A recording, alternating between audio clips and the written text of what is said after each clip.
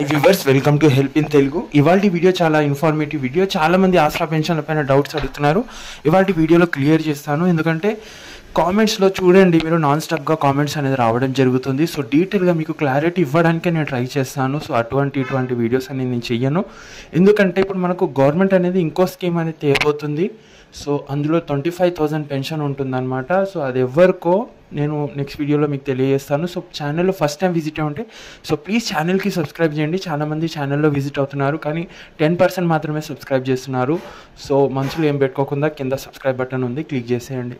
So ఇప్పుడు మనం మాట్లాడుకున్నాం, జూలై పెన్షన్ రాలేదు, మాకు జూన్ పెన్షన్ రాలేదని కొంతమంది, అండ్ కొంతమంది ఆగస్ట్ పెన్షన్ రాలేదని చాలా కామెంట్స్ చేస్తున్నారు అనమాట. వేరే వేరే డిస్ట్రిక్ట్స్ నుంచి కామెంట్స్ చేస్తున్నారు.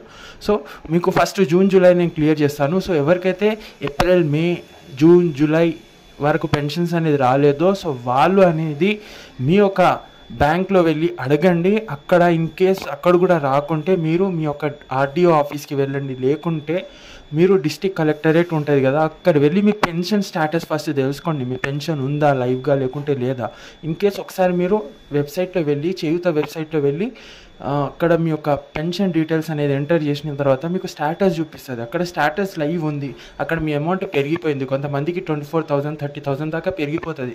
అయినా కూడా వాళ్ళు తీసుకోరు, అందుకే పెన్షన్స్ అని హోల్డ్లో పెడతారు.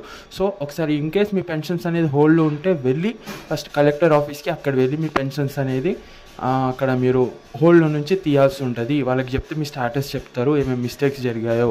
ఎవరికైతే 3 months 4 months నుంచి పెన్షన్ రావడం లేదో వాళ్ళు. ఆగస్ట్ పెన్షన్, జూలై దాకా పెన్షన్ వచ్చిన వాళ్ళు ఆగస్ట్ నెల మాత్రం డెఫినెట్లీ మీకు వస్తుంది.